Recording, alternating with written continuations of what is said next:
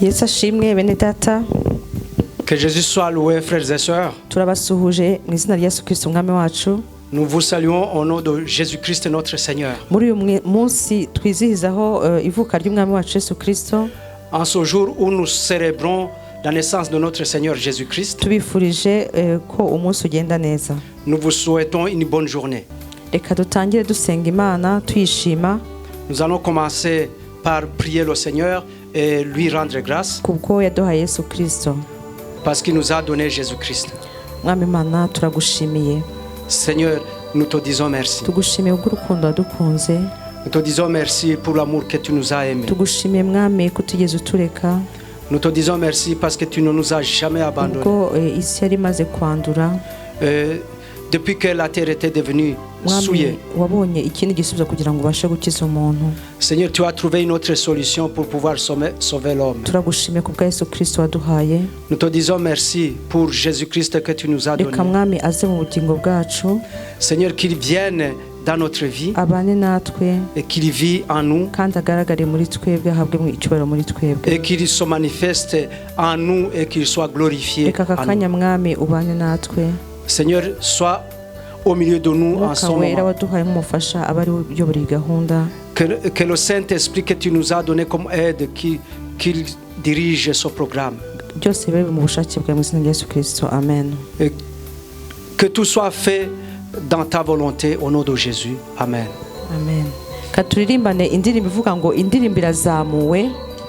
Nous allons chanter ensemble un chant qui dit le chant s'élève. Nous fixons nos regards sur notre Seigneur. Je voudrais te demander pour que en ce jour, pour que tu fixes tes regards sur le Seigneur Dieu. Lui aussi, il va te faire du bien. Amen. Amen. Amen.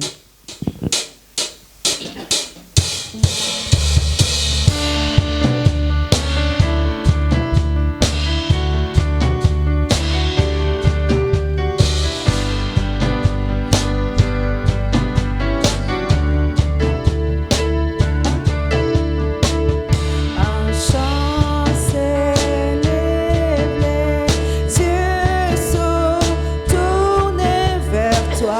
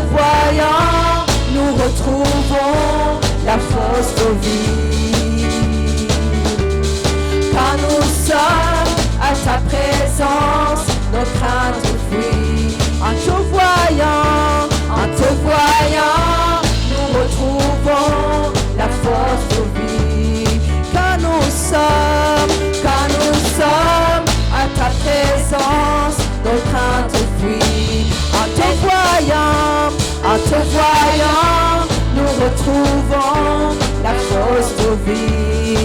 Car nous sommes à ta présence, nos craintes fuient et s'enfuient. Hosanna, Hosanna, tu es le roi, le sauveur, à toi la gloire et l'honneur. Hosanna, Hosanna, Hosanna, nous t'accueillons parmi nous, sois le bienvenu, oh Jésus. Alléluia. Umwami Yesu tumuhaye ikaze muri aka kanya. Tumuhaye ikaze. Nous donnons le bienvenu au Seigneur Jésus. Arakwiye gushimwa, arakwiye kuramwa. Il est digne d'être We loué, watwitangiye akaduha ubugingo. lui qui s'est donné, il nous a donné la vie. Waduhaye ubugingo tutari tubukwiriye. Tu nous as donné la vie, nous n'étions pas dignes. Yaduhaye amahirwe adasanzwe Il nous a donné une grande chance yo kongera kubasha kunezeza Imana Data. d'encore une fois plaire à Dieu le Reka Père. dushime umwami Yesu. Haleluya. Que nous, Aho uri que nous ufungura puissions akanwa kawe louer notre ushime. Seigneur Haleluya. maintenant. Là où tu es, lève-toi et Shima loue le Imana. Seigneur. Haleluya. Alléluia. Haleluya. Alléluia. Benita azamura ijwi ashima Imana kubwa Yesu Kristo. Que Benita élève sa voix pour louer le Seigneur Jésus-Christ. Seigneur, merci pour tout ce que tu as fait, Seigneur. Seigneur, merci parce qu'on est là, Seigneur. Seigneur, je prie qu'à travers cette vidéo, les gens puissent être touchés, Seigneur. Seigneur, je prie qu'aujourd'hui, Seigneur, on puisse te louer, Seigneur, pour ta gloire, Seigneur. Seigneur, merci pour Noël qui va arriver, Seigneur. Protège-nous, Seigneur. Merci parce que tu es né pour nous, Seigneur, et tu es mort pour nous à la croix, Seigneur. Merci pour tout, Seigneur. En ton nom, Jésus-Christ, j'ai prié. Amen. Tugiye kongera kuvuga ngo izina rye rishyizwe hejuru. Nous allons encore dire Yehova niwe que son nom zina est rye. élevé. Haleluya. Niwe uturwanira, niwe udutsindira. C'est lui qui combat pour nous, c'est N'ubu lui ngubu qui arimo gagne pour nous. kurwana turwanirira. Mais maintenant, il est en train de combattre, Hariho byinshi combattre pour nous. biduhiga bishaka kuduhungabanya, ariko Yesu ari kuturwanira bene Il y Data. a beaucoup de choses qui nous cherchent, qui cherchent notre vie, mais Jésus est en train de combattre. Yaritanze kugira ngo dukire. Il s'est donné pour que nous puissions être N'ubu sauvés. ngubu aratwitangira. Mais maintenant, il est en train de Atanga ingabo se nyinshi donner. zigapfa ku bwacu. Haleluya. Donne beaucoup d'armées qui meurent pour nous. N'ubu munsi arimo kukurwanira, humura. Amen. Même aujourd'hui, il est en train de combattre pour Haleluya. toi. Haleluya. Jéhovah est son nom. Jéhovah est son nom. Jéhovah est son nom. Jéhovah est son nom. Jéhovah est son nom. Jéhovah est son nom. Jéhovah est son nom. Jéhovah est son nom. Jéhovah est son nom. Jéhovah est son nom. Dieu d'amour est ton nom. Dieu d'amour est ton nom. Dieu d'amour est ton nom. Dieu d'amour est ton nom. Tout puissant est ton nom. Tout puissant est ton nom. Tout puissant est ton nom. Tout puissant est ton nom. Adonai est ton nom. Adonai est ton nom. Adonai est ton nom. Adonai est ton nom. Puissant guerrier. Puissant guerrier. Fort dans les combats. Jéhovah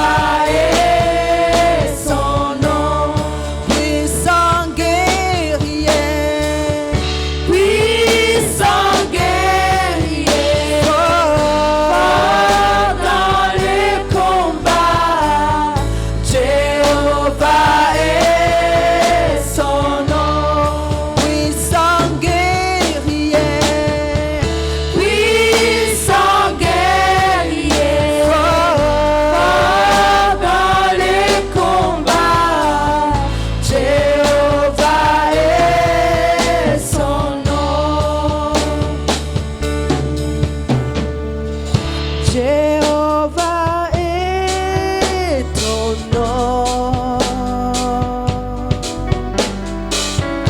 Jéhovah est ton nom. Jéhovah est ton nom. Jéhovah est ton nom. Jéhovah est ton nom. Jéhovah est ton nom. Tout puissant est ton nom. Tout puissant est ton nom. Tout puissant est ton nom.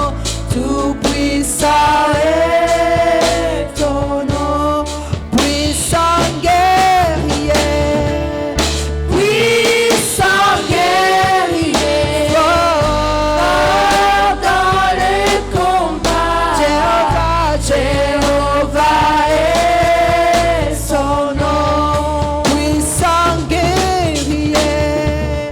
Puissant guerrier. Fort dans les combats. Jéhovah, Jéhovah est son nom. Jéhovah, tu es élevé. Jéhovah, tu es élevé. Jéhovah, tu es élevé. Jéhovah, tu es élevé. Jéhovah, Jéhovah est. Jéhovah, Jéhovah est. Jéhovah, oh Jéhovah, oh Jéhovah, oh Adonai, tu es élevé. Jéhovah est. Jéhovah, Jéhovah est. Jéhovah, Jéhovah, oh Jéhovah, Jéhovah, oh Jéhovah,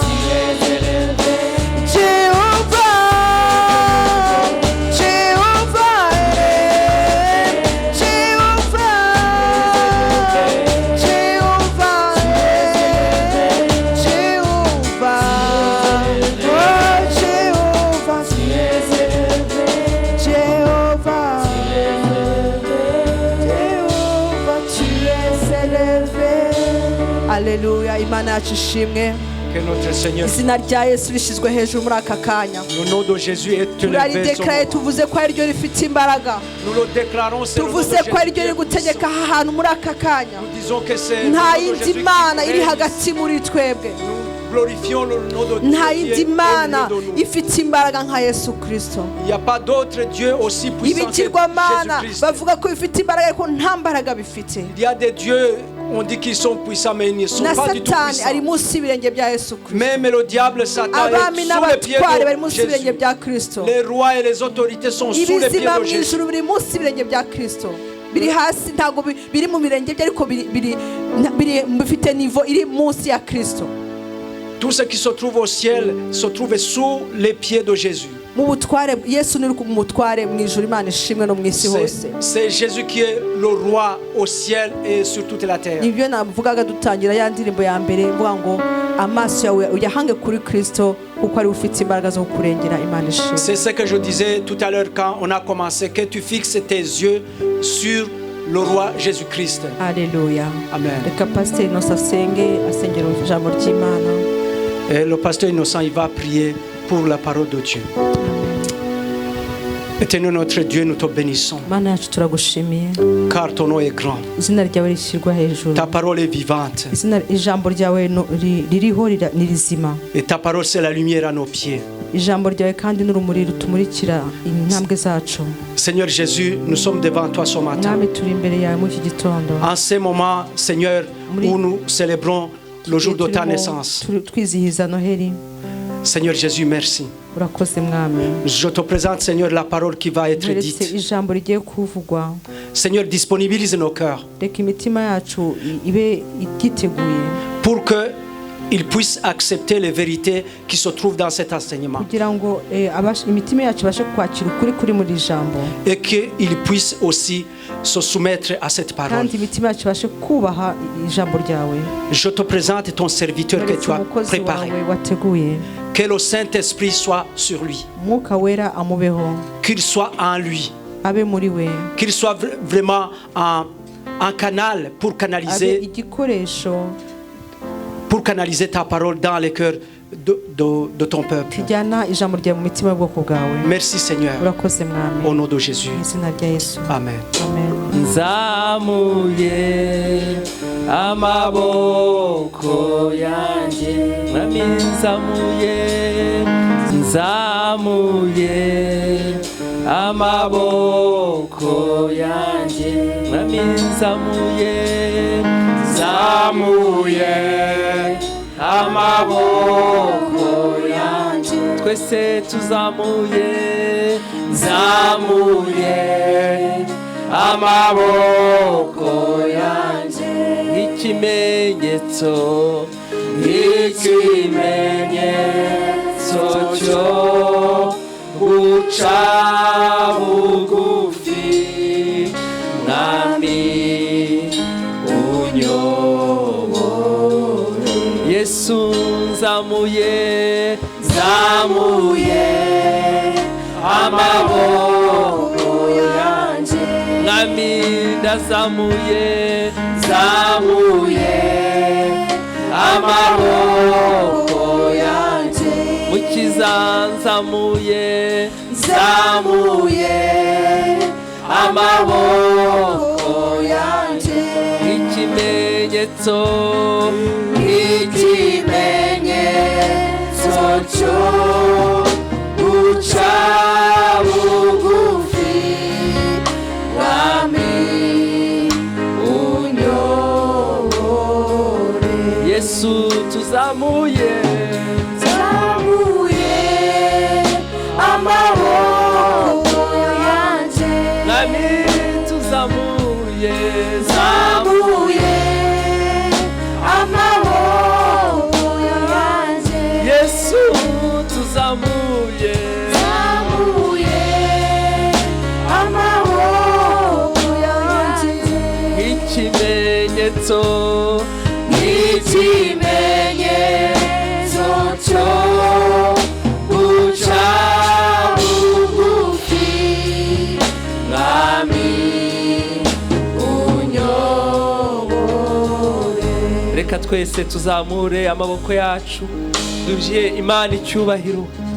Que tout le monde puisse élever ses bras pour donner gloire à Imana ikwiye icyubahiro, Dieu. Est digne de gloire. ni Imana yo kubahwa. C'est un Dieu digne de gloire. Mana tuguhaye icyubahiro. Seigneur, nous te glorifions ce matin. Imbaje Yesu, Nous te glorifions, Seigneur, imbaje ce izina moment. ryawe, Nous glorifions ton nom. mw'isi y'umwijima babyumve, Que la terre des ténèbres puisse l'entendre. mw'isi y'umucyo babyumve, Que la terre spirituelle l'entende. ibizima n'abakuru babyumve, Que les êtres vivants et les vieillards puissent l'entendre. abazima bari ku isi babyumve, Que ceux qui sont vivants sur la terre l'entendent. yuko ari uwo kubahwa. Que tu es digne d'être Tuguhaye glorifié. icyubahiro Yesu, Seigneur, nous te glorifions. tuguhaye icyubahiro. Nous te glorifions. Muri iyi nzu, Dans ce iyi bâtiment. nzu yitirirwa izina ryawe, Dans ce bâtiment qui porte tuzamuye ton nom. izina rya Yesu, Nous élevons le nom de Jésus. tuzamuye izina rya Yesu, Nous élevons le nom de Jésus. kuko arabikwiriye, Parce qu'il en est digne. arabikwiriye, Il en est digne. arabikwiriye, Il en est digne. Il arabikwiriye. en est digne. Zamuye amaboko yanjye, nami nzamuye, Zamuye amaboko yanjye. Yesu tuzamuye, Zamuye amaboko yanjye. ikimenyetso, Ikimenyetso cyo guca bugufi, mwami unyobore. Haleluya. Amen. Yesu akwiye icyubahiro bene data. Jésus est digne de gloire, frères et sœurs. Reka turirimbe n'ubundi Nous allons encore chanter indirimbo yo mu gitabo cy'agakiza. un chant qui se trouve dans la deuxième partie des cantiques. Ni indirimbo ivuga ngo umucyo wabonekeye bose bari mu mwijima. C'est un chant qui dit la lumière s'est montrée à tout le monde qui était dans les ténèbres. Ubwo abungeri bumvaga indirimbo iva mu ijuru. Quand les bergers ont entendu un chant qui venait du ciel, Ngo icyubahiro mu ijuru kibi cy'Imana ihoraho. Que la gloire dans le ciel soit à Dieu éternel. N'amahoro abe mu bo yishimira mu isi. Et que la paix soit parmi ceux qui sont fidèles sur la terre. Haleluya.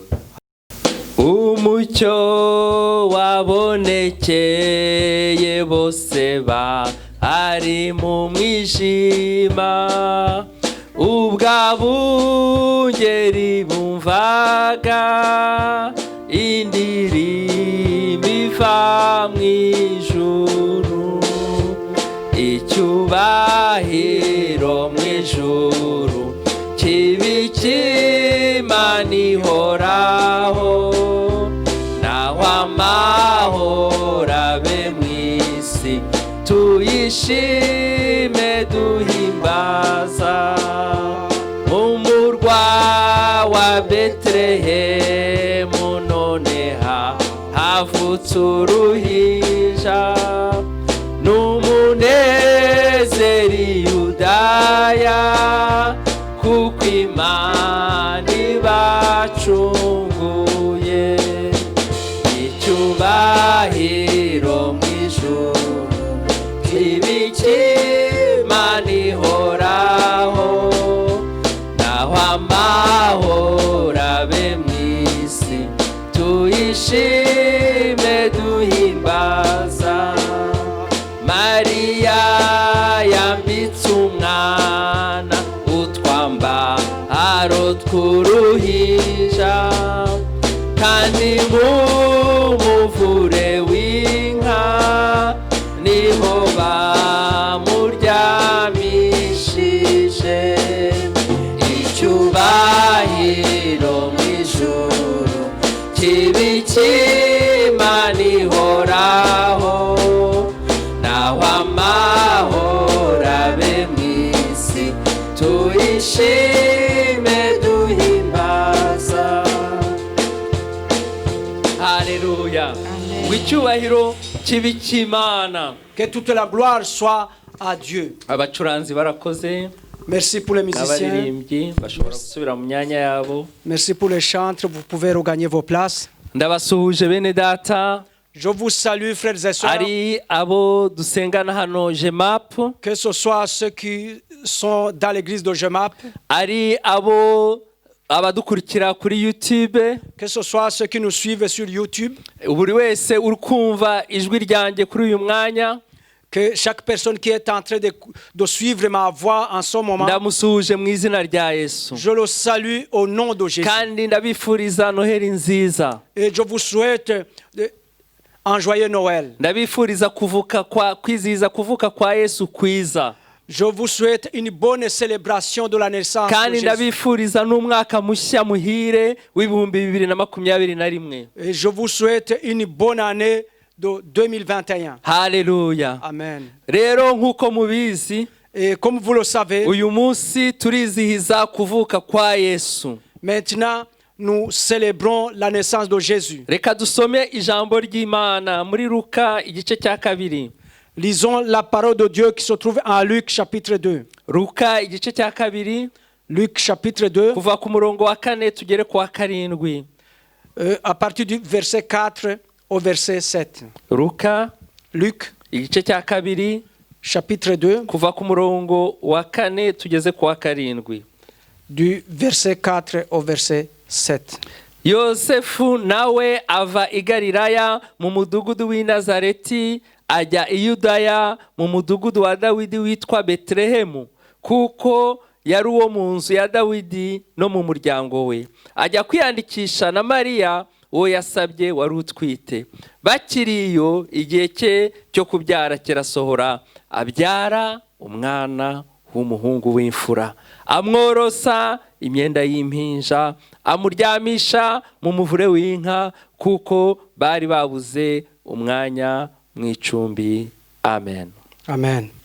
Joseph aussi monta de la Galilée, de la ville de Nazareth, pour se rendre en Judée, dans la ville de David, appelée Bethléem, parce qu'il était de la maison et de la famille de David, afin de se faire inscrire avec Marie, sa fiancée, qui était enceinte.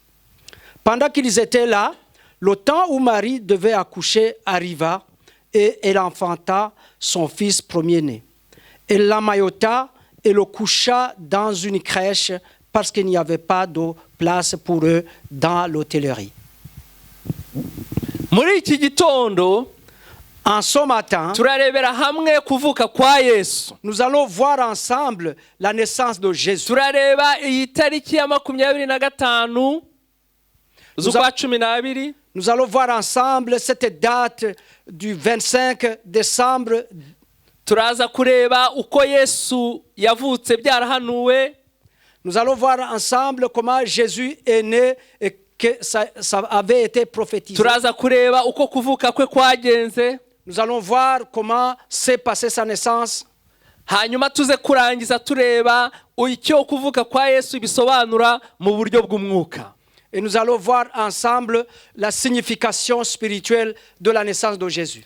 Bene data, kuri iyi tariki ya 25 Frères et sœurs, en cette date du 25, turibuka kuvuka kwa Yesu. nous célébrons la naissance de Jésus. Kuvuka k'umukiza Yesu. La naissance du Sauveur Jésus. Nibyo koko Yesu ntabwo yavutse ku itariki ya 25 cyangwa nta wahamya yuko ariyo yavutseho. C'est vrai que Jésus n'est pas né le 25, ou bien personne ne peut témoigner qu'il est né à cette date. Mu yandi magambo, muri iki gihe cyacu, En d'autres mots, en ce moment, nta uzi itariki Yesu yavukiyeho. personne ne sait quand Jésus est né.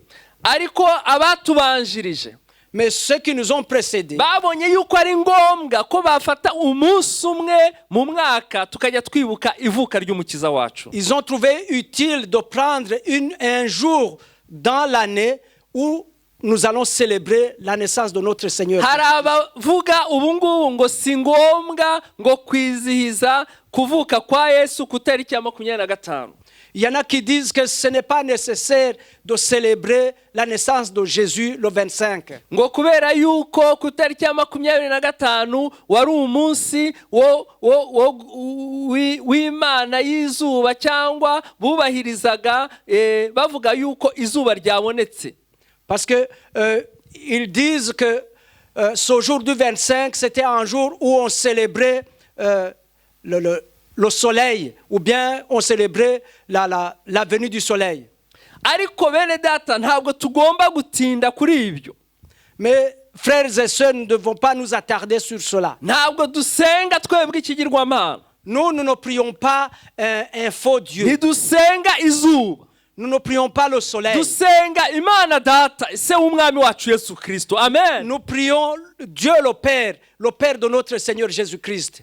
Impamvu tutagomba gutinda ku by'umunsi, La raison pour laquelle nous ne devons pas nous attarder sur le jour, niyo bahindura itariki ya 25, même si on changeait la date du 25 bakabishyira ku yindi tariki, et qu'on le mettait sur notre date, ariko iyo tariki nayo izagira umunsi mais mu cyumweru. cette date aura un jour dans la semaine. Kuko nko kwa mbere lendi, Exemple, si c'est lundi, basengaga la lune, ukwezi. Lundi, on priait la lune. Mardi, kwa kabiri, basengaga umubumbe uri mu kirere witwa Mars. Mardi, on priait la planète Mars. Mercredi, kwa gatatu, basengaga Imana Mercure. Et mercredi, on priait un dieu qui s'appelait Mercure. Kwa kane, Jeudi, basengaga Jupiter. On priait Jupiter. Kwa gatanu, vendredi, wari umunsi wa Venus.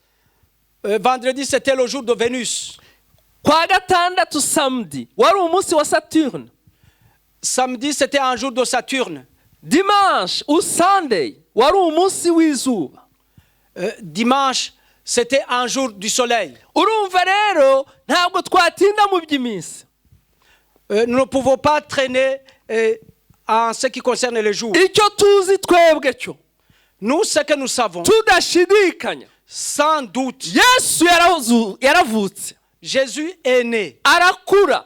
Il a grandi. Rero tugomba kwizihiza kuvuka kwa Yesu. Nous devons célébrer la naissance de Jésus. Rero hariho abantu ubu ngubu bari kurwanya ko abantu bizihiza kuvuka kwe. Il y a des gens qui sont en train de combattre que les gens ne célèbrent pas la mort de Jésus, la naissance de Jésus. Bamwe bakabijyamo batabizi. Certains rentrent dedans sans connaissance. Abandi bakabijyamo bafite intego. Et d'autres rentrent là-dedans avec un objectif précis. Abari inyuma yo kuvuga ngo nitwizihize kuvuka kwa Yesu, Ceux qui sont derrière la non-célébration de la naissance de Jésus, uretse ababirimo batabizi, mis à part ceux qui rentrent là-dedans sans savoir pourquoi, ni abashaka kwibagiza izina rya Yesu kuri iyi si. c'est ceux qui veulent qu'on oublie le nom de Jésus sur la terre. Barashaka nitwongere kuvuga Yesu. Ils veulent qu'on ne parle plus de Jésus. Ariko tekereza, Imaginez, umwana w'umuyisilamu uvukiye hano mu Bubiligi, un enfant d'un musulman qui est né en Belgique, akabona ku itariki ya 25 umujyi wose bawutatse. il voit que le 25, toute la ville rayonne. Akabona hari amatara adasanzwe. Il voit qu'il y a des lampes extraordinaires. Kuko hano no mu mihanda bashyiramo ibintu byerekana ko ari Noheli. Parce qu'ici même dans la rue, on met des choses qui montrent que c'est Noël. N'umwami w'Ububiligi Filipo akavuga ijambo. Même le roi Philippe, il va parler. Rero umwana utazi Yesu aribaza ati byagenze gute. Un enfant qui ne connaît pas Jésus, il se pose la question de savoir qu'est-ce qui s'est passé. Bakamubwira bati ubu uyu munsi bari kwizihiza umuntu witwa Yesu umwami wabo. Alors on lui dit, aujourd'hui ils sont en train de célébrer une personne qu'on appelle Jésus, leur roi. Ariko nukuraho uwo munsi, Mais si tu supprimes ce jour, uzabukuyeho ivugabutumwa. tu vas supprimer l'évangélisation. Rero tugomba kwizihiza umwami wacu, babikunda batabikunda Yesu yaravutse. Amen. Nous devons célébrer notre Seigneur. Qu'on l'aime, qu'on ne l'aime pas, nous devons le faire. Jésus est né. Haleluya. Amen. Haleluya. Amen. Ingingo ya kabiri tureba uyu munsi, Deuxième point qu'on va voir aujourd'hui. nukureba ko kuvuka kwa Yesu kwarahanuwe.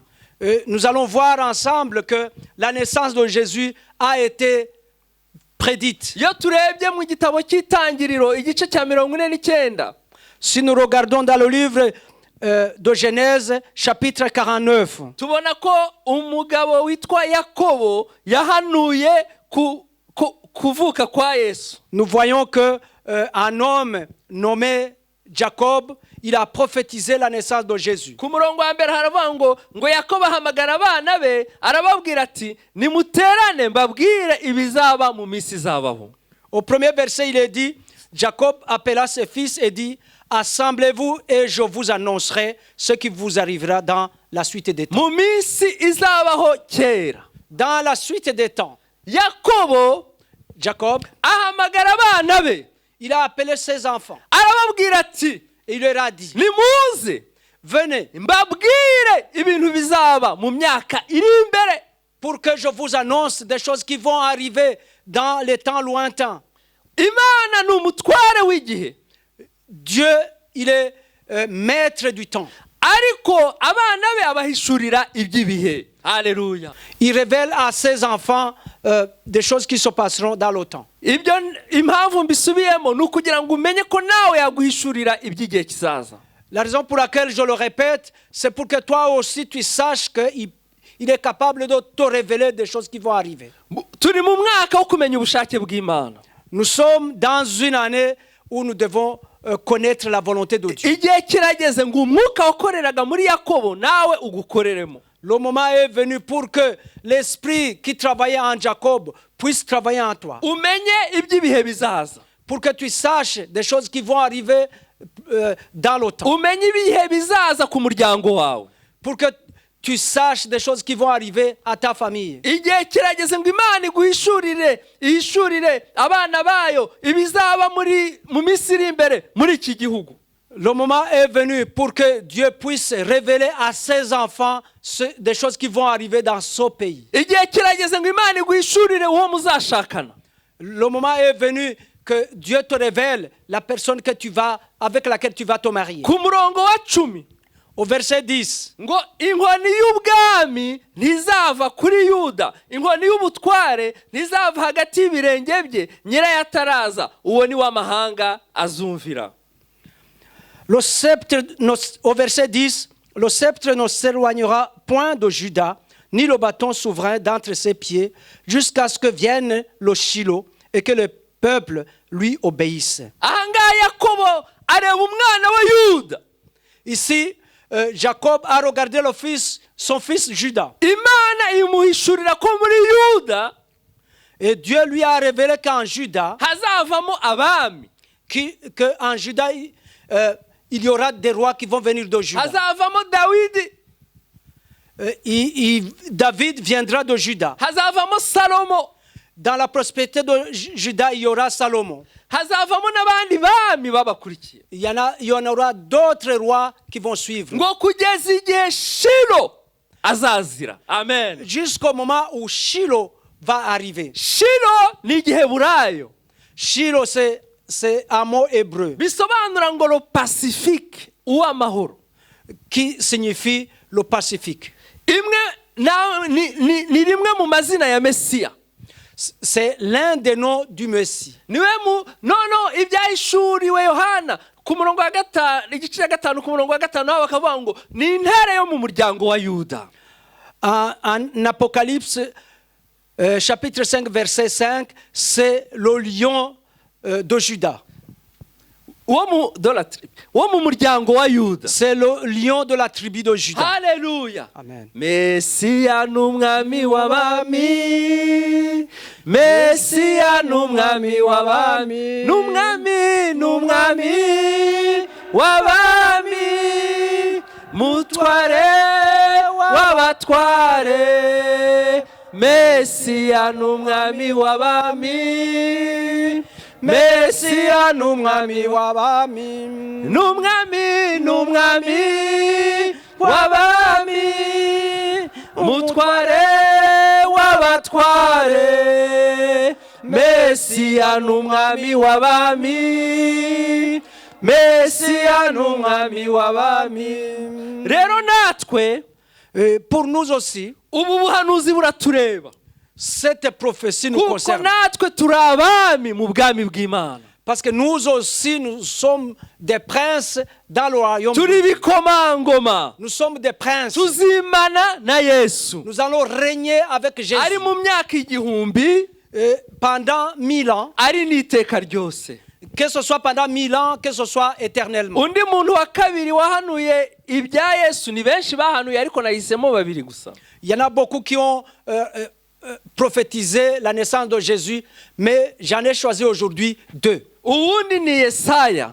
Et notre, c'est Ésaïe. Iyo dusomye muri Yesaya igice cya 7 ku murongo wa 14, Si nous lisons en Ésaïe, chapitre 7, verset 14, niho haravuga ngo nicyo gituma, ngo nicyo kizatuma Uwiteka ubwo ari we uzabiherera ikimenyetso, ngo dore umwari azasama inda, azabyara umwana w'umuhungu, amwita izina Emmanuel.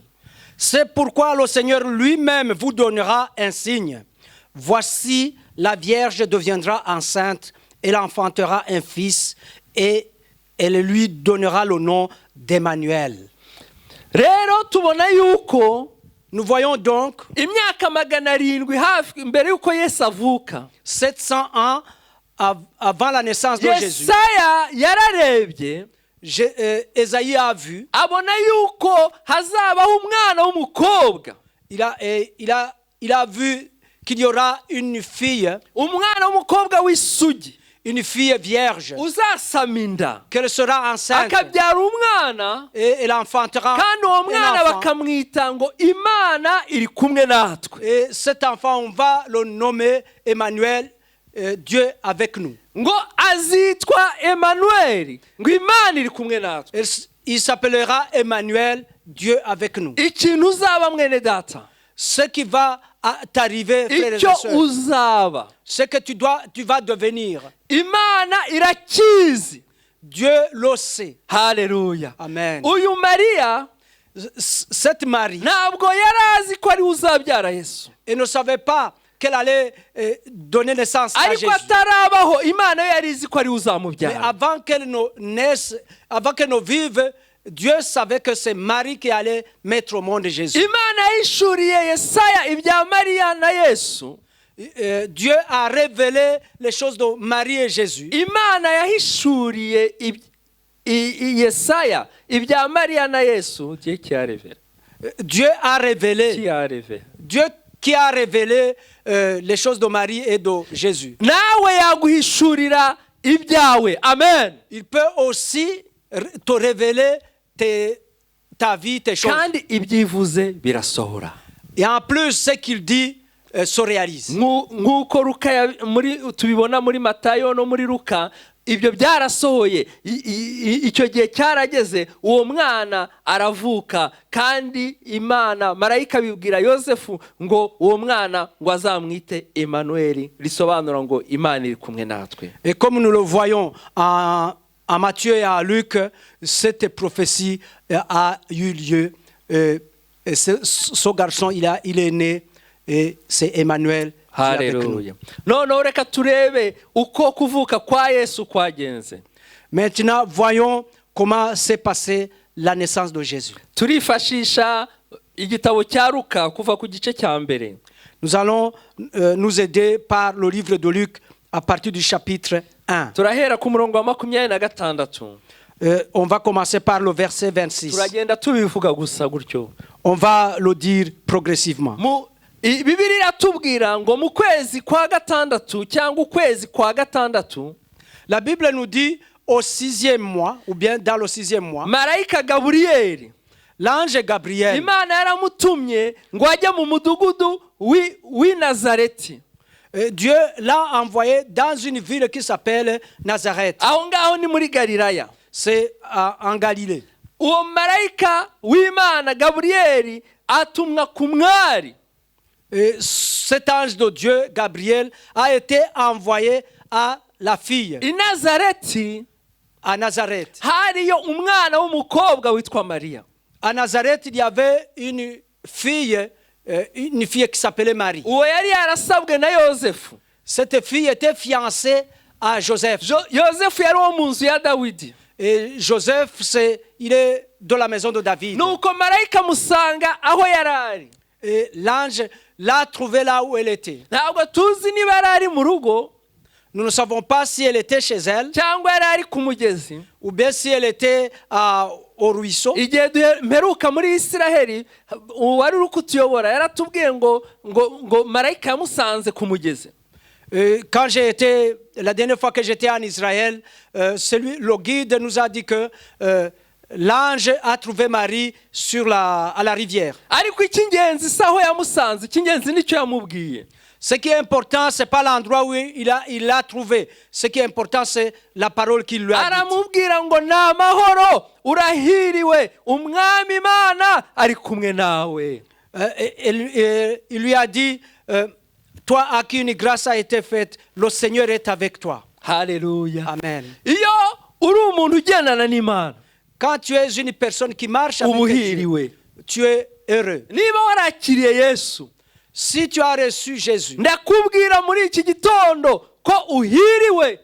Je te dis ce matin que tu es heureux. Urahiriwe. Tu es heureux. Uri umuntu uhiriwe. Tu es une personne kubera heureuse. yuko ufite Emmanuel. Parce que tu as Emmanuel. Imana iri kumwe nawe. Dieu est avec toi. Uyu mukobwa nkuko nabivuze ntiyarazi ibyahanuwe kuri we. Cette fille, comme je l'ai dit, elle ne savait pas ce qui avait été prophétisé sur elle. Mbere yuko Mariya avuka, Imana yari ifite proje y'amahoro kuri we. Avant la naissance de Marie, Dieu avait un projet de paix sur elle. Nibyo Imana yabwiye Yeremiya. C'est ce que Dieu a dit à Jérémie. Ku gice cya 29 ku murongo wa 11 ni ijambo tuzi. C'est un verset qui se trouve dans Jérémie chapitre 29, verset 11. C'est un verset qu'on connaît. Ngwerega nzibyo nibwira nzabagirira. Mais je sais je sais ce que j'ai prévu pour vous, c'est la paix, c'est pas le malheur. Pour que je puisse créer en vous un cœur d'un avenir, d'un bon avenir, c'est comme ça que comme Marie aimait Dieu, Dieu avait un bon projet sur elle. Jeune fille, obéissez à Dieu. Si vous aimez Dieu, Dieu fera pour vous des miracles. Je répète, vous jeunes filles, gardez votre virginité. Si vous gardez votre virginité, Dieu vous fera des miracles. Si vous vous gardez,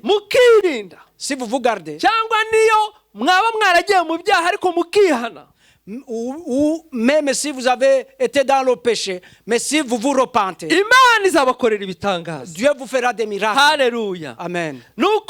Uyu mukobwa ntabwo yarazi bizamubaho ariko Imana irabimumenyesha. Cette fille ne savait pas ce qui allait lui arriver, mais Dieu lui a révélé cela. Imana yacu ni Imana ishura imigambi. Notre Dieu, c'est un Dieu qui révèle les projets. Ngo ariko nawe ngo akimara kubyumva hagarika umutima. Mais elle aussi, après l'avoir entendu, il a eu un cœur troublé. Ngo atekereza ibyondamutso. Et il a commencé à se poser la signification de tout ça. Mais l'ange lui dit, ne sois pas troublé. Ne crains point Marie, car tu as trouvé grâce devant Dieu. Et voici, tu deviendras enceinte. Et tu enfanteras un fils. Et tu lui donneras le nom de Jésus. Jésus signifie le sauveur. Amen. Il sera grand. Il sera appelé fils du Très-Haut.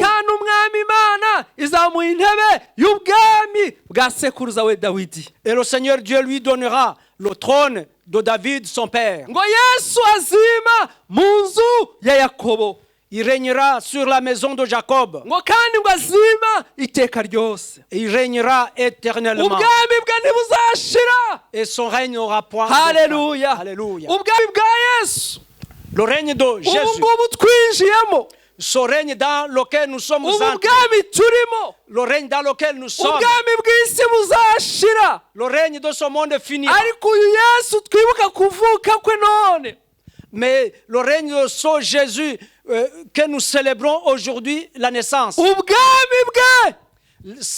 son règne n'aura point de fin. Le règne de Jésus n'aura point de fin. Le règne de Jésus n'aura point de fin. Ce monde finira. Le ciel finira. Mais le règne de Jésus ne finira pas. Le règne de Jésus est éternel. Nous te disons merci, Seigneur Dieu, que tu nous as donné Jésus. Tu nous as donné Jésus. Son règne n'aura point de fin. Quand Marie a entendu cela, il a posé la question à Marie, à l'ange. Comment cela se passera? Je n'ai jamais couché avec un homme. Ce que Dieu dit, c'est extraordinaire. Et imaginez une jeune fille. Elle n'a pas de mari. Elle n'a qu'un fiancé. Et Dieu lui dit qu'elle va avoir un enfant. Ce que Dieu dit, akenshi biragoye la plupart des fois, c'est difficile à ariko saisir. iyo Imana ikubwiye ntukajye wibaza byinshi, Mais quand Dieu te parle, ne te pose pas jya beaucoup de questions. wizera gusa, Et seulement la foi. wizere ko iyi ibivuze ariyo kwizerwa. Et la foi, que celui qui le dit, il est digne de foi. Nimwibuke Mose. Rappelez-vous de Moïse. Moïse, Imana yaramubonekeye ari mu gihuru. Dieu Il s'est est révélé Mujihuru. à lui pendant qu'il était dans un buisson. Imana yari mu gihuru, Mose aragiye. Dieu était dans un buisson pendant que Moïse gardait le troupeau. Imana iramubwira ngo ntajye kubohora ubwoko bwayo. Et Dieu lui a dit, va libérer mon peuple. Noneho ahantu yamutumye ni muri Egiputa. Là où il l'a envoyé, c'est en Égypte. Hari umwami Il y avait un roi ufite ingabo, qui avait une armée, ufite intwaro, qui avait des armes, ufite amafarashi. qui avait des chevaux.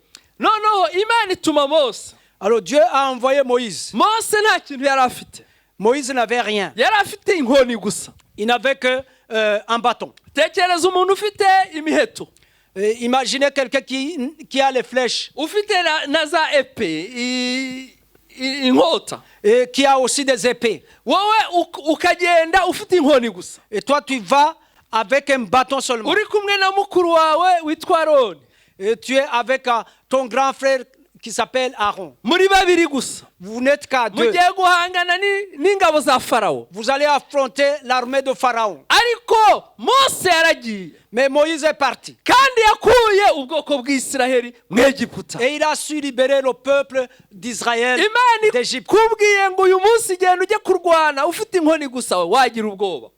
Si Dieu te dit aujourd'hui, va d'aller te battre avec un bâton seulement, tu auras peur. Ariko Imana yacu irakomeye, Mais notre Dieu est puissant. ijambo ryayo gusa ryonyine Sa parole seulement risenya ibihome bya Satani, détruit les murs du diable. rikora ibitangaza. Sa parole fait des miracles. Nuko Mariya aribaza uko bizagenda. Alors Marie s'est posé des questions. Comment ça va se passer? Marayika aramusubiza ati, Et l'ange lui a répondu. umwuka wera.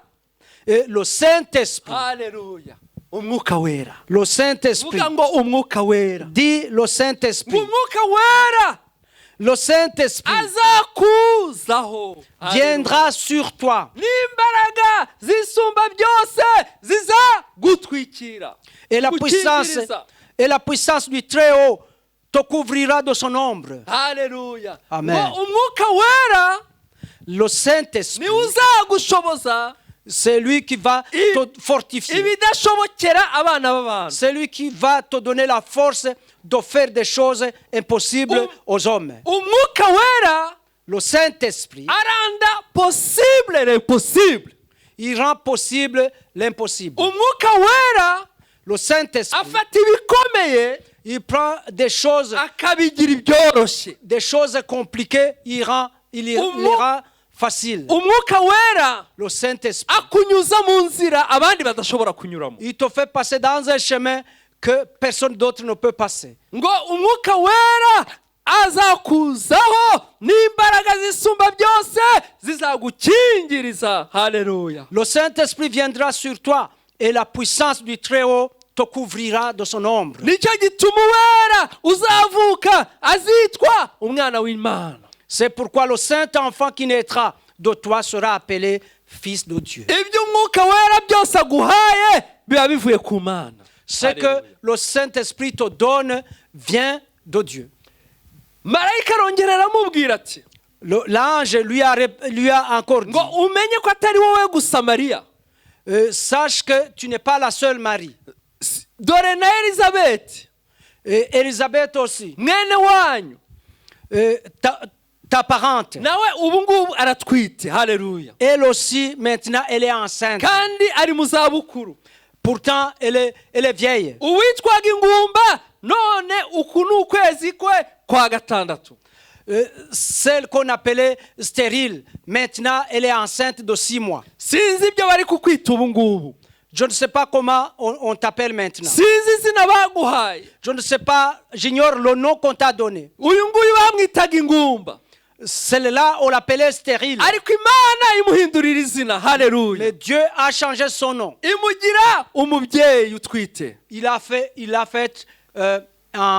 un parent qui est enceinte. yenda barakwita yuko umaze iminsi mu buseribateri. Peut-être on t'appelle un nom parce que tu as duré dans le célibat. ariko imana uyu munsi iraguhindurira izina. Haleluya. Mais aujourd'hui, Dieu va changer ton nom. yenda barakwita umushomeri. Peut-être on t'appelle chômeur. ariko uyu munsi imana iraguhindurira izina ubona akazi. Mais aujourd'hui, Dieu va changer ton nom. Alléluia. Tu vas avoir du travail. yenda uyu munsi barakwita udafite ubwenge, ariko uyu munsi uwiteka yiteguye kuguhindurira izina arakugira umunyabwenge. Peut-être aujourd'hui, on t'appelle quelqu'un qui n'est pas sage, qui n'est pas intelligent. Alléluia. Mais aujourd'hui, Dieu va changer ton nom. Tu deviendras intelligent et sage. Haleluya. uyu munsi baragusuzugura, ariko uyu munsi nabwo uwiteka araguhindurira amateka, arakwita umunyacyubahiro. Haleluya. Peut-être aujourd'hui, on te méprise, mais aujourd'hui, le Seigneur, l'Éternel, va te changer de nom et tu vas devenir honorable. imana yacu, haleluya, Notre Seigneur, imana ihindura amateka. c'est un Dieu qui change l'histoire. Oh, haleluya. Haleluya. N'imana ihindura amateka. C'est un Dieu qui change l'histoire. n'imana ihindura amateka. C'est un Dieu qui change l'histoire. n'imana ihindura izina. C'est un Dieu qui change les uwo noms. bitaga ingumba Celui qu'on appelait stérile, aratwite. elle est enceinte. Haleluya. Amen. uwo bitaga isugi Celui qu'on appelait vierge, ubu ngubu atwite inda y'umwuka wera. maintenant, elle est enceinte Haleluya. du Saint-Esprit. imana yacu ni nziza. Notre Seigneur est bon. kandi iyo ugize ikibazo Quand tu as un problème, mu muhamagaro wawe, pendant ton appel, uyu mariya mu muhamagaro we yaratangiye kugira ikibazo. cette Marie, dans son appel, elle commençait à avoir un problème. ariko imana iramubwira iti Mais Dieu lui a dit, hari undi muntu wakwigiraho, il y a une autre personne à partir de laquelle tu peux hari apprendre. undi muntu wakugira inama, Il y a une autre personne qui peut te donner conseil. kuko nawe yabaye mu bitangaza. Parce qu'elle aussi, elle a vécu des miracles. iyo ugize ikibazo mu muhamagaro, Quand tu as un problème dans l'appel, mu muhamagaro wawe n'imana, dans l'appel de Dieu, hari abandi bakubanjirije, il y a d'autres qui t'ont précédé. hari abandi imana yahamagaye imbere yawe. Il y en a d'autres que Dieu a appelés avant ni toi. ngombwa ngo ubegere bakugira inama. C'est normal que tu puisses les approcher pour leur demander hari ba conseil. elizabeti bawe mariya, Toi, Marie, il y a tes Élisabeth. ntuzatinye kubareba N'aie pas peur de les ngo approcher bakugira inama. pour qu'ils puissent te conseiller. haleluya. Amen. yewe timoteyo, Toi, Timothée, hari ba pawulo il y a les Paul bagomba kukugira inama. qui peuvent te donner conseil. yewe yosuwa, Toi, Josué, hari ba mose il y a des Moïse bagomba kukugira inama, qui doivent te donner conseil kugira ngo umenye uburyo wambutsa ubwoko bw'imana yorodani. pour que tu saches comment tu vas faire traverser Ni ngombwa. le peuple de Dieu le Jourdain. ni ngombwa kugirwa inama. C'est indispensable d'avoir des conseils. si uko wavuganye n'imana Ce n'est pas parce que tu as parlé avec Dieu bituma usuzugura abakubanjirije. que tu dois mépriser ceux qui t'ont précédé. yewe mariya, Toi, Marie, ugomba kujya kureba elizabeti, tu dois aller voir Élisabeth. nubwo utwite inda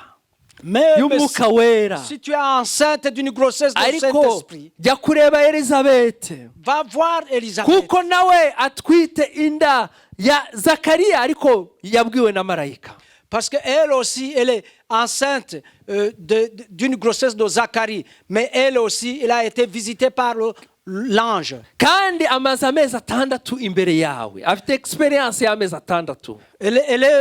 Elle a une expérience de 6 mois. haleluya. Amen. haleluya.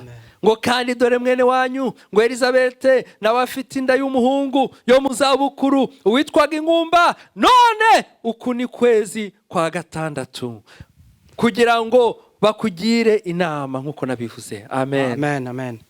ku murongo wa 37, Au verset 37, marayika aramubwira ngo kuko nta jambo imana ivuga ngo rihere. car rien n'est impossible à Dieu. haleluya. Amen. ibyo imana ivuze byose irabisohoza. twabivuze. Nous avons déjà dit que tout ce que Dieu dit, il le réalise. mariya aramubwira ati, Marie lui dit, 38 Luka au verset, cya mbere, Luc chapitre 1 verset 38, Marie dore dit, ndi umuja w'umwami imana bimbere ukuvuze. je suis la servante du Seigneur, qu'il me soit fait selon ta parole. Ugomba kwizera ijambo ry'Imana, Tu dois croire en la parole de Dieu, icyo Imana ivuze en ce que Dieu dit. kigomba kuba. Parce que ce que Dieu dit Niba Imana doit ikubwiye, être fait. niba Imana ikubwiye Si Dieu te ngo parle, igiteye ubwoba cya nijoro ntikizagutinyisha, tu ne craindras pas les terreurs de la nuit, ngo cyangwa umwambi ugenda ku manywa. ou bien la flèche qui part la journée. Iyo Imana ikubwiye gutyo, Quand Dieu te dit comme ça, ugomba kubyakira ntugire ubwoba. tu dois le recevoir et ne pas avoir peur. Iyo Imana ikubwiye ngo mu mibyimba Yesu niho dukirizwa, Et quand Dieu te dit dans les meurtrissures de Jésus, c'est là où nous sommes guéris. ugomba kwizera ko muri iyo mibyimba indwara yawe ikize. Tu dois avoir la foi que dans ces meurtrissures, ta maladie est guérie. muri ayo magambo yose, Et à travers toutes ces paroles, Yosefu yagize gushidikanya. Joseph, il a eu des doutes. Agira gushidikanya, ashaka kubenga Mariya. Et il a voulu laisser tomber sa fiancée. Ariko marayika w'Uwiteka araza aramuhumuriza, Mais l'ange de l'Éternel est venu le rassurer. aramubwira ngo ntatinye kurongora umugore we, fiancé we, ngo kuko inda atwite ari umwuka wera, ngo azabyara umwana, ngo azamwita Emmanuel, bivuga ngo Imana iri kumwe natwe. L'ange lui a dit, n'aie pas peur, parce que la grossesse qu'elle a, c'est une grossesse du Saint-Esprit. Elle enfantera un enfant, il lui appellera Emmanuel, Dieu avec nous. Dukomeje n'igice cya kabiri cya Luka, Si nous continuons en chapitre 2 de Luc, tubona yuko ntabwo byaheze mu nda gusa, gutwita gusa. nous voyons que ça ne s'est pas seulement arrêté dans le sein de Marie. Habaye kwiyandikisha, habaye ibarura. Il y a eu aussi un moment où ils sont allés se faire inscrire. Kayisari Auguste Et César Auguste, yatanze itegeko ngo abantu bose bo mu gihugu cye bajye kwiyandikisha. il a donné un ordre pour que toutes les personnes de son pays aillent s'inscrire. Yosefu nawe kuko yakomokaga i Yerusalemu ajya kwiyandikishayo na Mariya. Et comme Joseph venait de Jérusalem, il est allé s'inscrire à Jérusalem avec Marie. Bageze mu murwa wa Dawidi witwa Betelehemu, Arrivé dans la ville de David qui s'appelle Bethléem, bashaka icumbi muri hoteli, basanga amahoteli yose yuzuye. ils ont cherché un logement dans un hôtel, mais tous les hôtels étaient pleins. Ariko baza kubona umwanya mu kiraro cy'inka. Mais ils ont eu une place dans une crèche. Hanyuma bajya muri icyo kiraro. Et ils sont allés dans cette crèche. Ku murongo wa 7 baratubwira ngo Mariya abyara, igice cya kabiri cya Luka, ngo abyara umwana w'umuhungu w'imfura, amworosa imyenda y'impinja, amuryamisha mu muvure w'inka kuko bari babuze umwanya mu icumbi. Luc chapitre 2, verset 7, il est écrit que Marie enfantant son fils premier-né, elle l'emmaillota et le coucha dans une crèche parce qu'il n'y avait pas de place pour eux dans l'hôtellerie. Ibi ngibi ntabwo ari inkuru, Ça, c'est pas une histoire. ni ibyabayeho. Ça existait. Twe twagira ubuntu bwo kugera muri Isiraheli, Nous qui avons eu la grâce d'arriver en aho Israël, hantu njye narahabonye. j'ai vu cet endroit. Aho Yesu yavukiye haracyahari n'uyu munsi. Là où est né Jésus, ça existe jusque Ntibazajye maintenant. bakubwira ngo ni inkuru z'insigamigani, hoya. Qu'on ne te dise pas que c'est une histoire inventée. Aho Yesu yavukiye n'uyu munsi harahari. Là où Jésus est né, même maintenant, ça existe. Njyewe ubwanjye narahabonye. Moi, je l'ai vu. Haleluya. Amen. Nuko avukira aho hantu. Et il est né en cet Ariko endroit. Yesu avutse habaye ibitangaza byinshi. Mais quand Jésus est né, il y a eu beaucoup de miracles. Abamarayika barabonetse mu kirere. Il y a des anges qu'on a vus dans le ciel. Hari abungeri bari kuragira intama.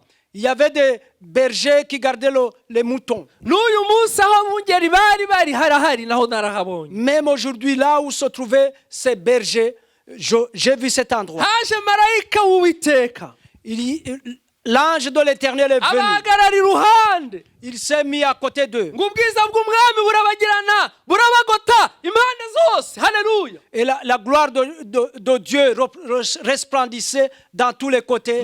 Amen. Marayika arababwira ati, L'ange leur ku dit murongo wa 10 au verset 10, w'igice cya 2 cya Luka au chapitre 2 de Luc, ngo mwitinya dore mbarabwira ubutumwa bwiza bw'umunezero mwinshi uzaba ku bantu bose kuko uyu munsi umukiza abavukiye mu murwa wa Dawidi uzaba Kristo umwami. Haleluya. ne craignez point, car je vous annonce une bonne nouvelle qui sera pour tout le peuple le sujet d'une grande joie. C'est qu'aujourd'hui, dans la ville de David, il vous est né un sauveur qui est le Christ, le Seigneur. Amen.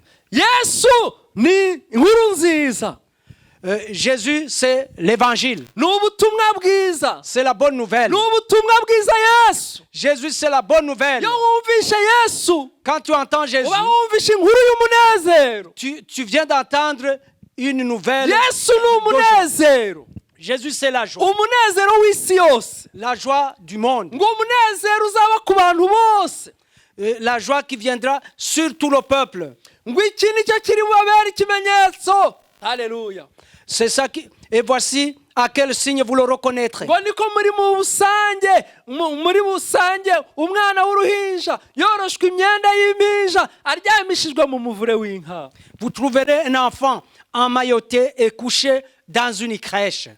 ngo muri ako kanya, haleluya, En ce moment, haboneka ingabo zo mu ijuru et soudain, il se joignit à l'ange une Nyinshi multitude de cyane. l'armée céleste. nyinshi cyane, Une multitude haleluya, Amen. ziririmba zisingiza, louant Dieu et disant, ngo mu ijuru icyubahiro kibi cy'Imana, gloire à Dieu dans les lieux très hauts no mu isi amahoro abe mu bo et yishimira. paix sur la terre parmi les hommes qui l'agréent. abamarayika bamaze gusubira mu ijuru, Quand les anges sont retournés au ciel, babungeri bajya kureba Yesu. les bergers sont allés voir Jésus. Haleluya, Amen. haleluya. Amen. Ingingo ya 4 ariyo ndangirizaho, Le point numéro 4, kuvuka avec lequel je kwa vais terminer. Yesu La naissance de Jésus. twaguha ikihe gisobanuro mu buryo bw'umwuka?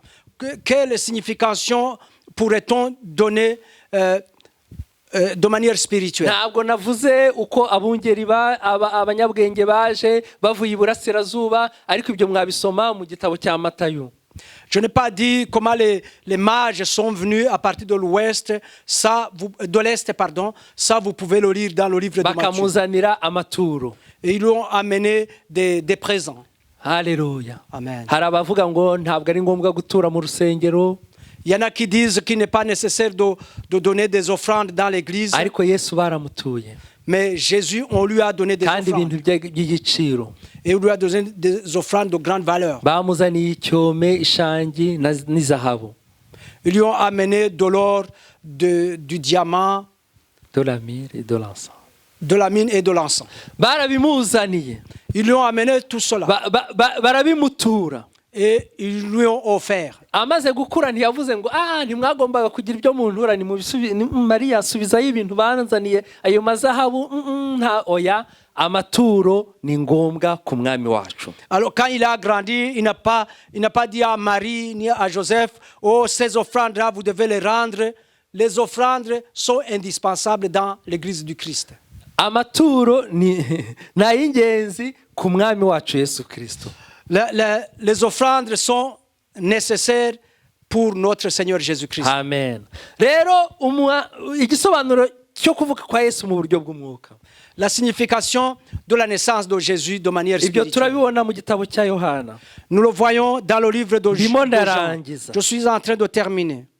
Yohana igice cya mbere Jean chapitre ku 1. murongo wa 5, duhere ku murongo wa 5 Commençons par le verset kugera ku 5 murongo wa 9 jusqu'au verset 9. cyangwa wa 12 mumbabarire, À partir du verset 12. kuva ku wa 5 kugera ku wa 12. Pardon. Jean chapitre 1 du verset 5 au verset 12. ngo uwo mucyo uvira mu mwijima.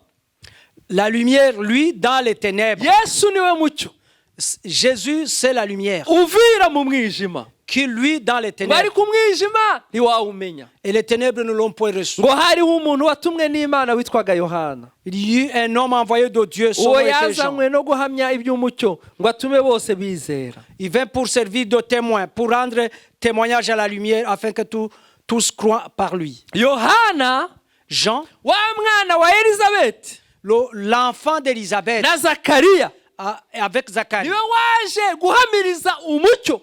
C'est lui qui est venu rendre témoignage à la lumière. ariko ngo yohana ngo ntabwo yari umucyo, Mais Jean n'était pas lumière. ngo umucyo ni yesu. La Haleluya. lumière, c'est Jésus. ngo uwo mucyo ku murongo wa 8, Au verset 8, uwo mucyo niwe mucyo nyakuri. Haleluya. cette lumière, c'est ça la vraie ngo lumière. kandi ubwo nibwo yatangiraga kuza mu isi ngo amurikire umuntu wese. Et c'est à ce moment-là qu'il a commencé à venir au monde pour éclairer tous. ngo yari mu isi, Elle était dans le monde. ngo ndetse niwe wayiremye, Et le monde a été fait par elle. nyamara ab'isi ntibamumenya. Et le monde ne l'a point connue. yaje mu bye, Elle est venue chez les siens. ariko abe ntibamwemera. Et les siens ne l'ont point ngo reçue. icyakora bamwemeye bose Mais à tous ceux qui l'ont reçu, bakizera izina rye, à ceux qui croient en son yabahaye nom, ubushobozi bwo kuba abana b'Imana. elle a donné le pouvoir de devenir enfant de Dieu. ngiyo mesaje ya Noheli. Voici le message de Noël. turibuka ukuntu umucyo waje mu isi. Nous nous rappelons comment la lumière est venue dans le monde. kuva adamu yakora icyaha, Depuis que Adam a péché, isi yose yabaye umwijima le monde est devenu mu ténèbres buryo bw'umwuka. de manière spirituelle. yesu rero yaje ari umucyo. Jésus est venu comme une lumière. uwo mucyo waviriye mu mwijima cyangwa mu mwiza, Et cette lumière a lui dans les ténèbres. ariko ngo umwijima ntiwamenye uwo mucyo. Mais les ténèbres ne l'ont point reçu. yesu yaraje, Jésus est venu. abungeri baramubonye, Les bergers l'ont vu. abapagani b'abanyabwenge baramubonye, Les païens, les mages l'ont vu. ariko bamwe mu bayisiraheli ndetse benshi ntibamwakiriye nk'umukiza wabo, nk'umwami.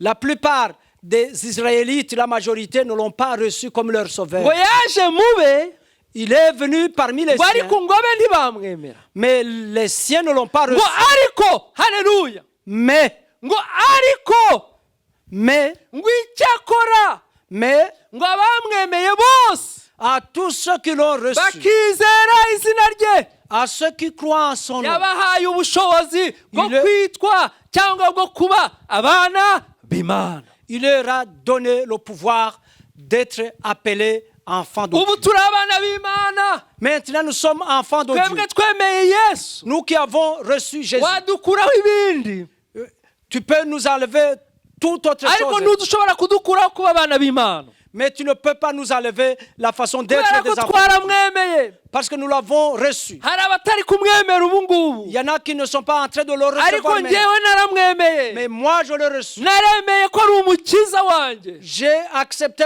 qu'il soit mon ni sauveur. umucyo waje muri njyewe, yirukana umwijima wari undimo. C'est la lumière qui est venue à moi, qui a chassé les ténèbres qui étaient à moi. ngo abamwemeye bose, Tous ceux qui l'ont reçu, bose tous bakizera izina rye, qui ont cru en son nom, yabahaye ubushobozi. il leur a donné ubu dufite ubushobozi, le pouvoir. Nous avons dufite le pouvoir. ubushobozi Nous avons le bwo pouvoir kuba abana b'Imana. de devenir enfants de Dieu. Haleluya. Amen. uyu munsi rero, Ce jour, kuri uyu munsi twibuka kuvuka kwa Yesu, ce jour où nous célébrons la naissance de Jésus. ndakwinginga wowe unyumva, Toi qui m'écoutes, je te supplie, niba utaremera Yesu nk'umukiza wawe, si tu n'as pas encore reçu Jésus comme sauveur, umwemere. accepte-le. Haleluya. Reçois-le. numwemera, Si tu le reçois, nuwemera Yesu ukamwizera, si tu le reçois et que tu crois en lui, urahinduka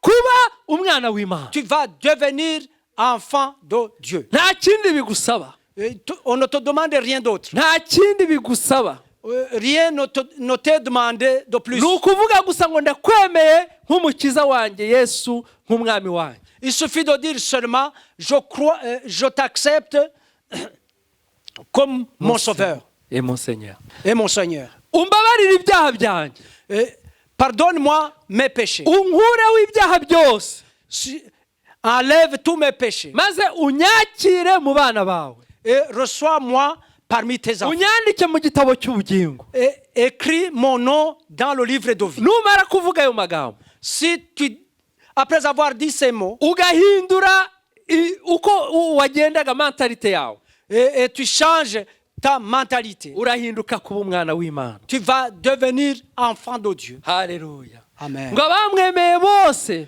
Tous ceux qui ont cru en lui ngo bakizera izina rye et qui ont cru en son nom, yabahaye ubushobozi bwo kuba abana b'Imana. il leur a donné le pouvoir de devenir enfant de Dieu. Kandi niba warasubiye inyuma, Même si tu es rétrogradé, wari waramwakiriye ariko wasubiye inyuma, tu l'avais déjà reçu, mais tu es rétrogradé. wari warihannye kwiba wasubiye kwiba, Tu t'étais repenti de voler, tu as recommencé à voler. warihannye kubeshya wongeye kujya usigaye ubeshya, Tu t'étais repenti de le mensonge, mais tu mens encore. wihannye gusambana wasubiye mu busambanyi, Tu t'étais repenti de la fornication, tu es retourné dans la fornication. wihannye kwangana wasubiye mu kwangana, Tu t'étais repenti de la haine, maintenant tu es retourné dans la wihannye haine. kwishyira hejuru wongeye kwishyira hejuru, Tu t'étais repenti de la vanité, maintenant tu es devenu vanité. wihannye kunywa itabi none warisubiyeho, Tu t'étais repenti de fumer, maintenant tu es en train de refumer. wihannye kunywa inzoga none wazisubiyeho, Tu t'étais repenti de boire l'alcool, tu es encore rentré dans la boisson. wahindutse umusinzi, Tu es devenu uranywa ivrogne. ibiyobyabwenge. Tu fumes les drogues. Uyu munsi Yesu arakumurikira. Aujourd'hui, Jésus t'éclaire. Niba wafashe icyo cyemezo, Si tu as pris cette décision, reka dusabe Pasiteri Innocent agusengere, nous demandons au pasteur Innocent de prier pour toi. hanyuma ndaza gusenga nyuma turangiza. Et je vais prier pour clôturer. Seigneur notre Dieu, nous te bénissons. Mana ishobora byose turaguhimbaje. Ceux qui t'ont reçu, Abakwakiriye, ceux qui ont crié en ton nom, abakwizeye, Tu leur bakizera izina donnes- ryawe, tu leur donnes le pouvoir de devenir des enfants. de Dieu. wabahaye ubushobozi bwo kwitwa abana bawe. Seigneur, je prie pour l'instant. Ndasenze kuri uyu mwanya, Celui qui a écouté cette parole wumvishira ijambo, et qui a pris cette décision wafashe icyemezo de te recevoir cyo kukwakira comme Seigneur et Sauveur, nk'umukiza n'umucunguzi we, pour qu'il devienne enfant de Dieu. kugira ngo abe umwana wawe. Je prie que tu puisses le fortifier. Ndakwinginze ngo umwambike imbaraga, Seigneur, pardonne-le. umubabarire Tous les péchés qu'il a fait, ibyaha Seigneur. byose yakoze, Seigneur, révèle lui-même les péchés qu'il a oubliés. umuhishurire n'ibyaha yibagiwe, Pour qu'il les ramène à tes pieds. kugira ngo abizane ku birenge byawe, Pour qu'il soit pardonné. kugira ngo ababarirwe Et qu'il entre dans la nouvelle famille. kandi yinjire mu muryango mushyashya, La famille des enfants de Dieu. umuryango w'abana b'Imana. Seigneur Jésus, Mana ishobora je byose, prie pour ceux qui Yesu, ont rétrogradé. nsabiye abasubiye inyuma, Je prie pour eux, Seigneur. ndabingingiye Pardonne-leur, Seigneur. ubababarire, Pardonne-leur les péchés, ubabarire Seigneur. ibyaha byabo, Seigneur, que ton Saint-Esprit, umwuka wawe wera Yesu qu'il les visite aujourd'hui, abasure none en cette journée de Noël, muri uyu munsi wa Noheli, pour que cette journée de Noël kugira ngo uyu munsi wa Noheli soit une journée mémorable pour ube eux. umunsi wo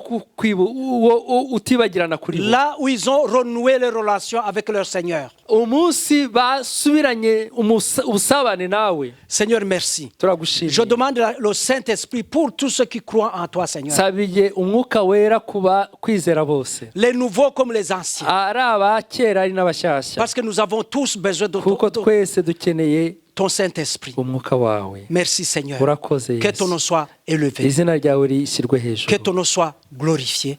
izina ryawe rihimbazwe. Amen. Amen. Amen. Tugiye gusenga Imana, Nous allons prier. dusengera abantu Nous allons prier pour des personnes bashaka yuko Imana ibihishurira, qui veulent que Dieu les révèle, ibahishurira iby'ubuzima bwabo, que Dieu révèle leur vie, ibihe biri imbere, leur vie future, ibihe ku bihugu byacu, les temps pour nos pays. nk'uko yahishuriye Mariya na Yakobo Comme il a révélé à Marie et à Jacob na Yosefu, et à Joseph. nawe Imana ikuhishurire ubushake bwayo kuri wowe. Que pour toi aussi, que Dieu puisse révéler sa volonté sur toi. Mana ishobora byose, Seigneur Tout-Puissant, sabiye ubwoko bwawe je prie pour ton peuple bari mu gihirahiro, qui sont dans le doute, Mana kugira ngo ubereke umucyo wawe, pour que tu leur montres ta lumière, basobanukirwe ibihe biri imbere, qu'ils comprennent les temps futurs, bamenye ubushake bwawe kuri bo, ku bana babo, ku bihugu byabo, pour qu'ils sachent ta volonté sur eux, sur leurs enfants, sur leur pays. wahishuriye Yesaya, Toi qui as révélé à Esaïe. ukamwereka mariya ko azabyara yesu. Tu lui as montré que Marie, elle va enfanter wowe Jésus. wahishuriye yakobo ibizaba ku bana biwe. Toi qui as révélé à Jacob ce qui va arriver à ses wowe enfants. wahishuriye yosefu ngo ntatinye kurongora mariya kuko inda afite ari iy'umwuka wera. Toi qui as révélé à Joseph pour qu'il n'ait pas peur de ne pas se marier à Marie. Parce que la grossesse qu'elle avait, c'était une grossesse ihishurire du ubwoko Saint-Esprit. bwawe. Seigneur Jésus, révère-toi. bamenye ubushake bwawe Qu'ils sachent ta mu izina volonté. rya yesu. Au nom de Jésus. amaso yabo y'umwuka nafunguke mu izina rya yesu. Que leurs yeux spirituels soient ouverts au nom de amatwi Jésus. y'umwuka nafunguke mu izina rya yesu. Que les oreilles spirituelles soient ouvertes Kuri uyu au nom de mwanya. Jésus. Maintenant, mu izina rya au yesu. nom de Jésus. turagushimiye rero ko wabanye natwe. Nous te disons merci parce que tu as été avec nous. nuhe umugisha itorero ryawe. Bénis ton église. nuhe umugisha uwumvisha ubu butumwa. Bénis toute personne qui a écouté ce wongere ce uvukire message. muri twebwe mana. Et viens vivre en nous, Seigneur. wongere uvukire muri twebwe. Viens encore une fois renaître en nous ube muri twebwe. et vivre en nous. ujye uba muri twebwe uri mushyashya buri gihe. Que tu vives en nous étant renouvelé à chaque fois. kandi ubwo uzagaruka tuzagasubiraneyo nawe mu ijuru. Et quand tu vas revenir pour que nous puissions retourner au ciel avec toi. abarwayi bakize mwami. Que les malades soient guéris, Seigneur. abatishoboye ubashoboze. Que les nécessités, Seigneur, abafite tu puisses ibibazo les ubabere fortifier. igisubizo. Que ceux qui ont des problèmes, tu sois leur sabiye solution. umugisha ubwoko bwawe. Je demande la bénédiction pour mu ton izina peuple. rya yesu tubisabye. Au nom de Jésus, nous avons demandé. amen. Amen. amen. Amen. haleluya. Amen. turarangije. Nous venons de terminer. abo dusengana hano jemapu. Ceux qui prient avec nous ici à Jemap, mbibutse yuko turi mu kwezi kw'amasengesho. je vous rappelle que nous sommes dans un mois de prière. kwa mbere no kwa kabiri. Lundi et mardi, tariki ya 28 ya 29 28 et 29, les dates, tuzaba dufite amasengesho yo kwiyiriza. nous aurons des prières de jeûne. abiyandikishije 15 tuzahurira hano mu rusengero. Ceux qui se sont inscrits, les 15, nous allons nous rencontrer ici à l'église. hano mu rusengero kuva saa 4 Et à partir de 10 heures ici à kwa l'église. mbere no kwa kabiri. Lundi et mardi. hanyuma nimugoroba duhurire kuri Zoom. Et le soir, nous allons nous rencontrer sur Zoom. rero yesu abagirire neza. Alors que Dieu vous bénisse. nongeye kubifuriza umunsi mukuru mwiza wo kuvuka kwa yesu. Et je vous souhaite une bonne journée, une bonne fête de naissance de Jésus. kandi mbonereho no kubifuriza umwaka mushya muhire w'ibihumbi 2021 nk'uko nabibabwiye ngitangira. J'en profite aussi, comme je vous l'ai dit au début, de vous souhaiter une bonne année de 2021. imana nidufasha Grâce à Dieu, tukongera gufungurirwa insengero. si on rouvre encore les églises, kandi turabyizeye. et nous avons la foi, tuzateranira hamwe hanyuma dufate wa mwanya wo gushima imana twese hamwe, buri muryango ushima ku by'imana yagiye idukorera hano mu rusengero. et nous allons prendre les moments habituels de rendre grâce à Dieu par rapport à ce qu'il nous a fait, famille par famille, dans l'église. rero muzagire noheri nziza mu miryango yanyu. Ayez une bonne fête de Noël dans vos familles. kandi muzarangize umwaka mu masengesho mu ngo zanyu. Et terminez l'année pendant les moments de prière dans vos familles. twari tumenyereye guhurira mu rusengero. Nous avions l'habitude de nous rencontrer dans l'église. ariko ibi ngibi byabereyeho kugira ngo nabwo dukure. Mais ce qui se passe actuellement est venu pour que nous puissions grandir. mu ngo zanyu rero Et dans vos kuri familles, 31 le 31 décembre, muzafata igihe cyo gusenga imana murangize umwaka mu masengesho. prenez le temps de prier pour que vous puissiez terminer l'année dans les moments de prière. nubwo nzaba ntari kumwe namwe mu mubiri. Même si je ne serai pas avec vous corporellement. ariko nzabasengera. Mais je prierai pour vous. ariko namwe muzisengere. Mais vous aussi priez pour vous.